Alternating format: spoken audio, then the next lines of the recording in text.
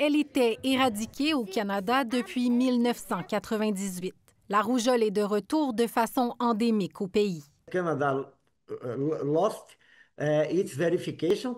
L'Organisation panaméricaine de la santé retire donc au Canada son statut de pays ayant éliminé la rougeole en raison d'une épidémie qui sévit depuis plus d'1 an. En octobre 2024, il y a eu un voyageur qui était infecté par la rougeole, qui a voyagé au Nouveau-Brunswick. Les cas se sont répandus par la suite à l'échelle du pays.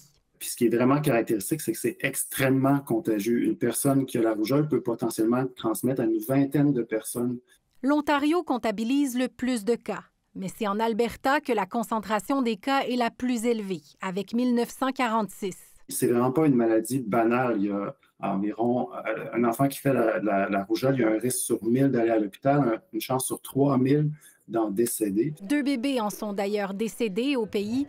C'est la baisse de la couverture vaccinale qui explique cette recrudescence. Il y a de plus en plus de mésinformation sur la vaccination. Il y a des communautés qui ne sont pas au courant ou qui ne croient pas à ce genre d'intervention-là. Environ 90 % des Albertains infectés n'avaient pas été immunisés contre la rougeole. Un véritable défi, constate la pédiatre Dr Chapados. Maintenant, souvent, c'est plus une fin de non-recevoir. C'est j'ai fait mes recherches, c'est mon choix. Mais outre certaines régions précises, dans l'ensemble, le taux de vaccination contre la rougeole au Canada est d'environ 90 %.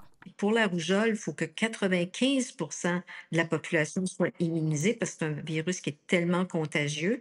Il faudra redoubler d'efforts pour prévenir cette épidémie évitable en s'attaquant à celle des fausses informations. Ici Jacques Audrey Charbonneau, Radio-Canada, Montréal.